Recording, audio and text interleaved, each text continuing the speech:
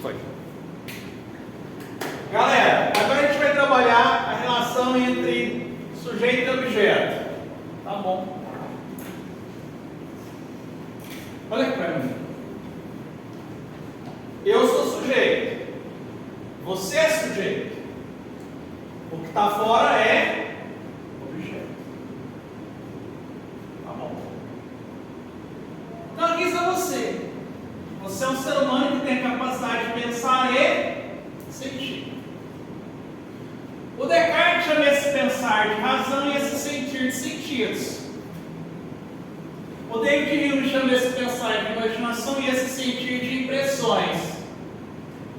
O Kant chama esse pensar de intelecto e o sentir de estética. Meu, só mudou o nome. Então, em Kant, pensar, intelecto. Sentir, estética.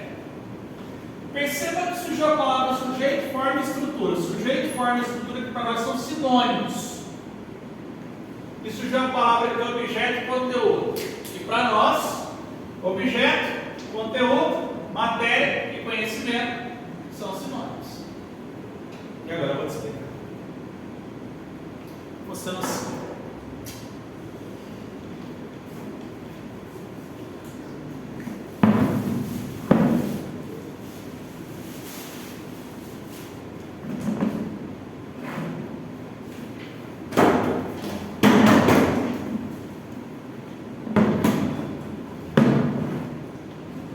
Imagine que essa aqui seja a sua mente.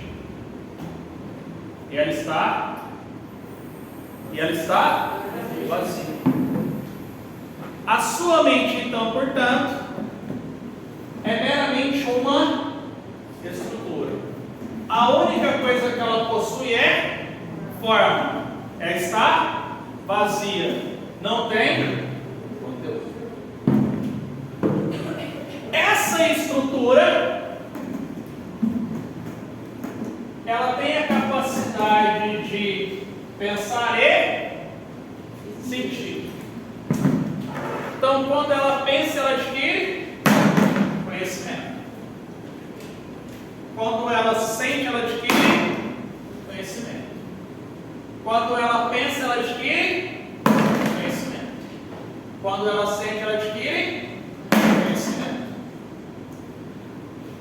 Perceba que a sua estrutura é o que te permite conhecer. Para pensar, para sentir.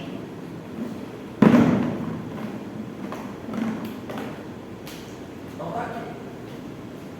O intelecto refere-se à sua capacidade de pensar. E a estética à sua capacidade de sentir. Então, quando você pensa, você adquire conteúdo, que é sinônimo de conhecimento. Quando você sente, você adquire conteúdo, que é sinônimo de conhecimento. Mas aí eu preciso fazer uma pergunta simples demais para você. Pensar e sentir é a mesma coisa? É ou não? Não. Não é a mesma coisa. Então, o conhecimento do pensar é um, o conhecimento do sentir é outro. Mas são apenas dois. O conhecimento do pensar nós vamos chamar de a priori. E o conhecimento do sentir nós vamos chamar de a posterior. Então, olha para mim. O conteúdo a priori deriva do intelecto. E o conteúdo a posteriori deriva da estética. Em outras palavras, o conteúdo a priori deriva do pensar. E o conteúdo a posteriori deriva do sentir. Dúvidas daí? Então, conteúdo pensar é um. Conteúdo sentido é outro. Conteúdo pensado é um, conteúdo sentido é outro. Mas todos eles podem ser classificados em dois grupos: o priori e o posterior. Beleza? Perceba que sujeito é forma que é estrutura, e é o sujeito que conhece.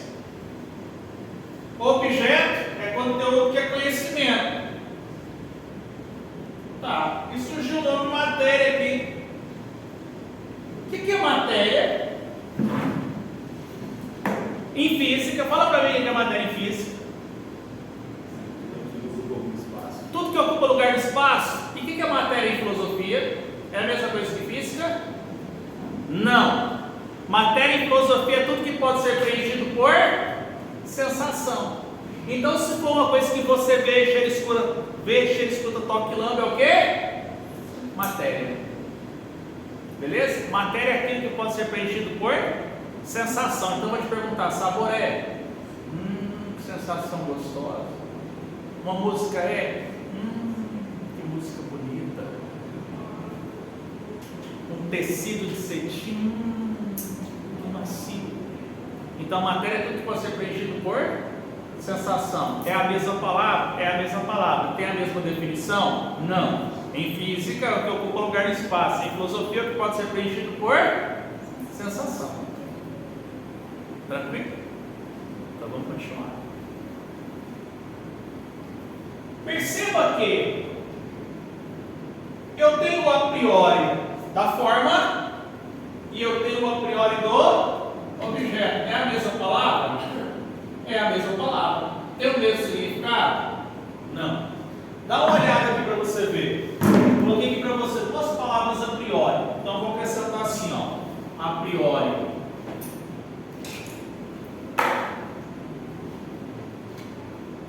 A priori do sujeito e a priori do objeto. Olha aqui, ó. A priori do sujeito e a priori do objeto. A palavra posterior aparece quantas vezes? Uma. Então a posterior é só do objeto. Então a posterior do objeto. Aqui a gente vai cair no problema de polissemia, que é os vários significados que uma palavra tem dentro de um contexto, não é? Qual que é o nome desse pedacinho da camiseta?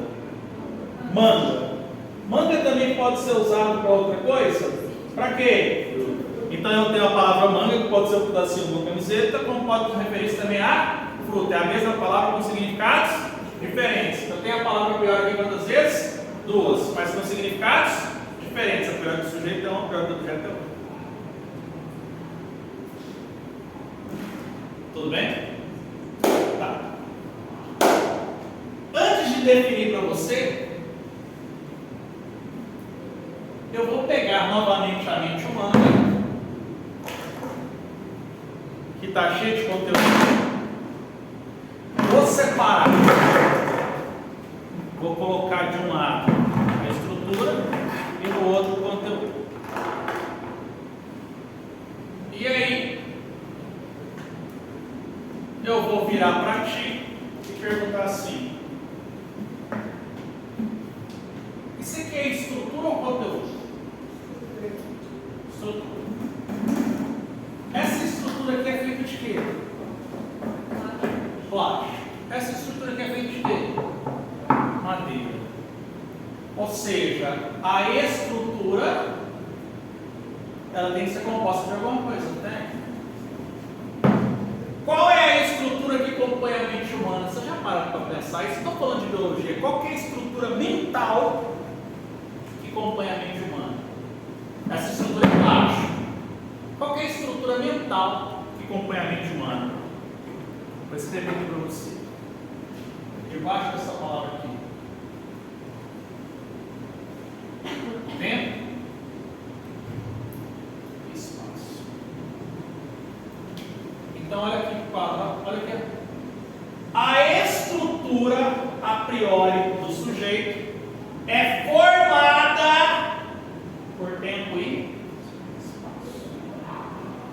Então, qual estrutura da mente que te permite conhecer? Tempo e espaço. Então, parei.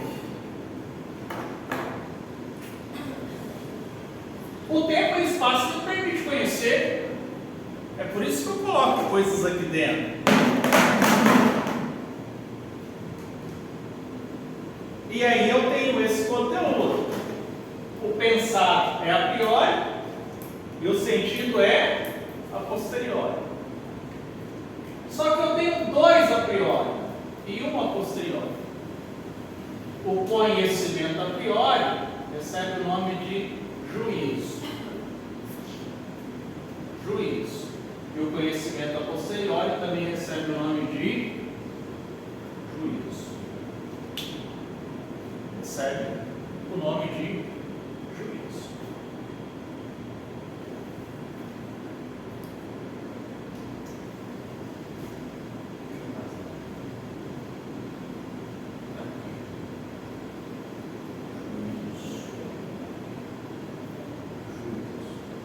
Então nós temos dois tipos de conhecimento a priori.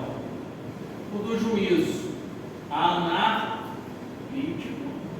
e o do juízo sintético. E o a posteriori é sempre juízo sintético. Então não tem dificuldade. Quando a história de cognição possui duas, pensar e sentir. O conteúdo do pensar é a priori, o conteúdo do sentir é a posteriori. O a priori pode ser analítico e sintético, a posteriori será sempre sintético. Posso mudar então? Posso mudar?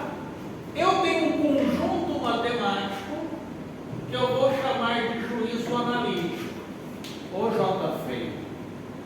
Vou chamar de juízo analítico. E eu tenho outro que eu vou chamar de juízo sintético. O juízo analítico, o conteúdo é só a priori. Ou seja, todo conhecimento analítico deriva sempre da capacidade de pensar. E o sintético, ele pode ser a priori, pode ser a posteriori. Então ele pode ser a priori, como ele pode ser a posteriori.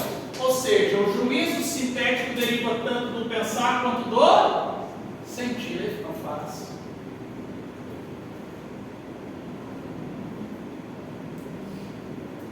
Tudo bem? Poxa, então a gente pode concluir. Como assim?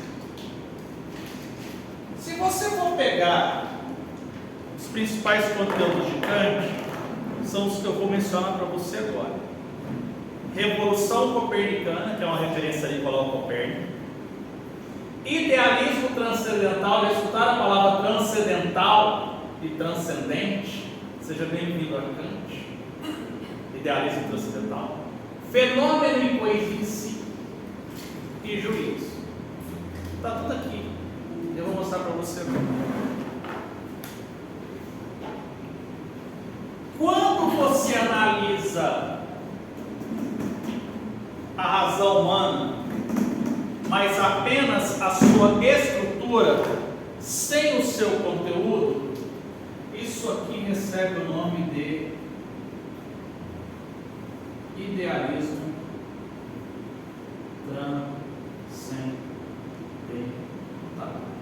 Então, o que é o idealismo transcendental? É o estudo kantiano da estrutura da mente humana do sujeito. É o vulgo cabeção que eu desenho para vocês. Olha que nome estranho para uma coisa simples. Então, quando eu chegar aqui e falar assim, galera, nós vamos usar idealismo transcendental, o que a gente vai fazer? Estudar a estrutura da mente humana. Eu vou fazer aquele desenho para você. Só que esse desenho de Kant, ele é bem mais complexo. Um nome estranho para uma coisa tranquila. A outra coisa é não estudar a estrutura, mas estudar o que está aqui dentro. Para estudar o que está aqui dentro, eu vou fazer o seguinte: eu vou tirar isso daqui e vou colocar aqui. Aí eu percebo que tem conhecimento. E E há conhecimento que é científico e há conhecimento que não. Há conhecimento que é verdadeiro e há conhecimento que é opinião.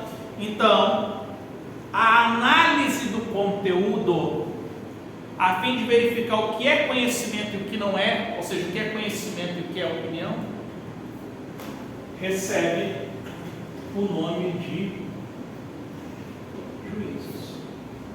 Então, o que é o juízo? É o estudo kantiano do conteúdo presente dentro da mente humana, para saber o que é conhecimento e o que não é. Que é a última parte que nós vamos estudar em Kant.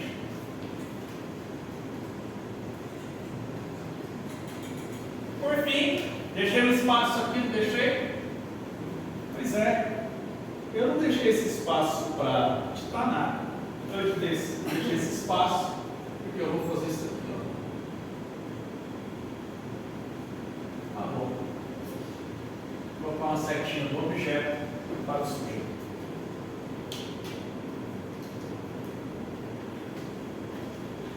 Vamos juntar tudo de novo, vamos? Aqui, ó. Juntou. Porque não está separado. Você sabe o que o Descartes faz? O Descartes, ele analisa o conteúdo, o objeto pensado. O David Hume analisa o conteúdo, que é o objeto sentido. Kant não analisa nem o objeto pensado e nem o objeto sentido, mas o sujeito que pensa e sente. Ou seja, ele muda da referência do objeto para o sujeito, assim como Copérnico mudou a referência da astronomia da Terra para o Sol.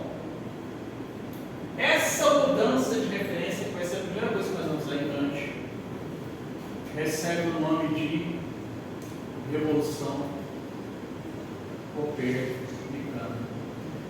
Por que esse nome? Porque o Kant é professor de física e um fã do Copérnico.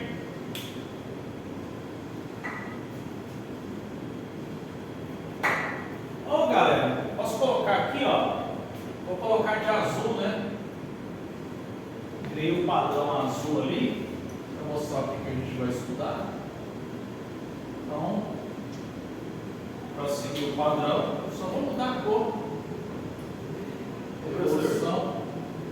Vou dar um exemplo de juízo analítico para juízo sintético. Só no finalzinho. Fechou? Aqui eu não expliquei os juízos, aqui eu não expliquei a estrutura representacional. Eu só quero que você consiga visualizar. Nós vamos estudar ideais transcendentais. Você sabe que nós vamos estudar estrutura. Nós vamos estudar juízo. Aí eu vou te dar os exemplos. Tá? E por fim, nós vamos começar primeiro com a Revolução Copernicana. Pronto? Para finalizarmos mais deste momento, a priori do sujeito, a priori do objeto. Sujeito é estrutura, objeto é conteúdo. Quando você nasceu, você já nasceu com a e ela está vazia. Então, o a priori do sujeito significa congênito. O que é congênito? Vocês estão vendo essa pintinha aqui? Aí você vem e fala assim: olha essa pinta bonita no seu braço direito. Eu vou dizer, essa pinta é de nascença. Ou seja, nasceu comigo. Essa pinta ela é congênita. Nasceu. O conteúdo nasceu comigo? Então não pode ser a mesma definição. E aí eu vou explicar para você. Primeiro eu vou escrever aqui, depois eu explico. A priori do objeto significa anterior à experiência. Anterior à experiência. E o a posteriori do objeto significa posterior à experiência. Posterior à experiência. experiência. Vou começar para você explicando o a posteriori do objeto, que é mais tranquilo. Então veja, a posteriori é um tipo de conhecimento que deriva da capacidade de... A sua mãe está de férias, e ela assistiu a Ana Maria Braga, e ela perdeu a receita não. E ela falou assim, vou fazer. Na hora que ela traz o prato que ela coloca, o prato está feio demais. O seu pai não tem opção, ele vai ter que comer. Aí você é filho, né? É porque você... Aí você fala assim, vou comer isso não, mãe. É por quê? Porque eu não gosto. Ela, como não gosta, o santo comeu. Não é isso que ela vai dizer? Vai comer! Ou seja, há conhecimentos que eu só tenho após experimentar. Então eu tenho que sentir. Pode ser que você goste, pode ser que não. Mas tudo que a gente conhece é sentindo? Não. Alguém pode me dar um exemplo? O homem sabe a distância? Matemática. Tá certo. Mas pode me dar um exemplo? Classe. O homem sabe a distância da Terra à Lua? Sim ou não? Sim. Você sabe como que isso foi medido? Já contei para vocês? Já ou não? Quando Neil Armstrong foi para a Lua, a NASA fez algo genial. Ela chamou ele e falou o seguinte, vai medir a distância, precisa colaborar. Então o que a NASA fez? Ela amarrou uma fita métrica gigantesca na nave espacial. E ela chegou lá, ele pelo rádio falou assim, estica! E assim eles descobriram a distância. Foi assim?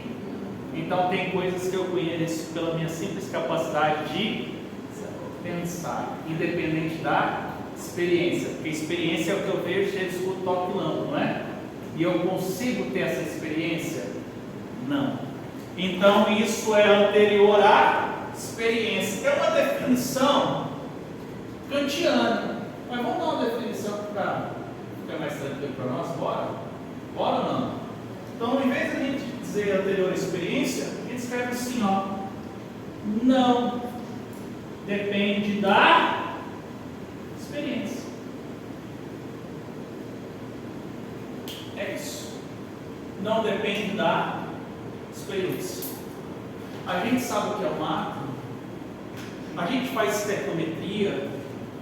Alguém já teve experiência com átomo? E aí, cara, como é que você está? Tranquilão, me dá um abraço aqui. E aí? Alguém já teve isso? Não, né? Mas a gente conhece. Nós conhecemos pela simples capacidade de pensar.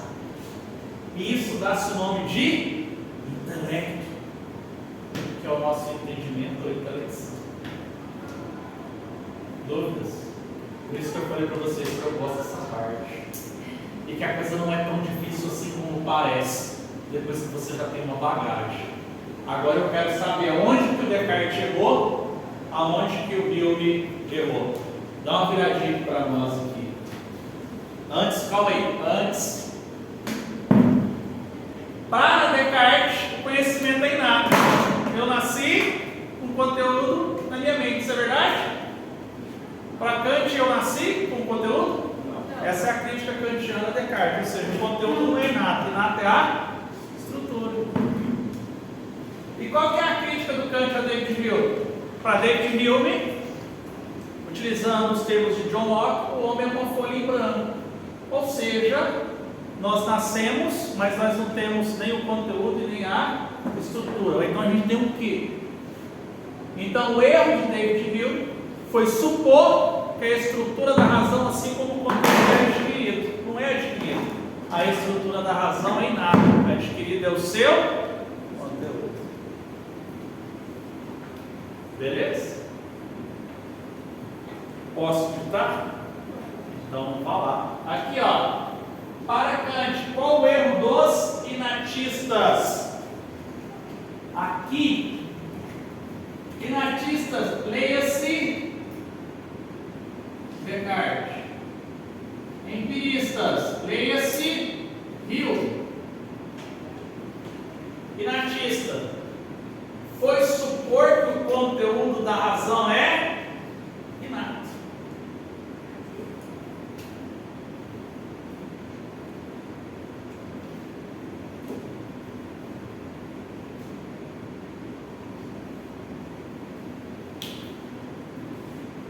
Foi supor que o conteúdo da razão é inato.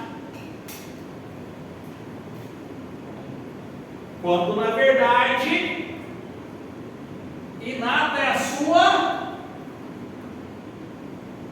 estrutura.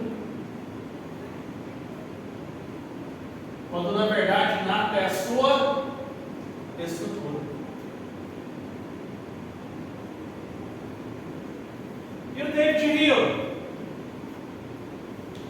David Hume foi supor que a estrutura da razão é adquirida. Foi supor que a estrutura da razão é adquirida. Vírgula.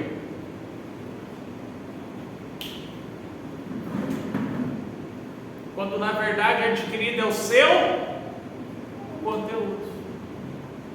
Quando na verdade adquirido é o seu conteúdo. Depois a gente fazer essa introdução, para você, não faz mais sentido a teoria do Kant?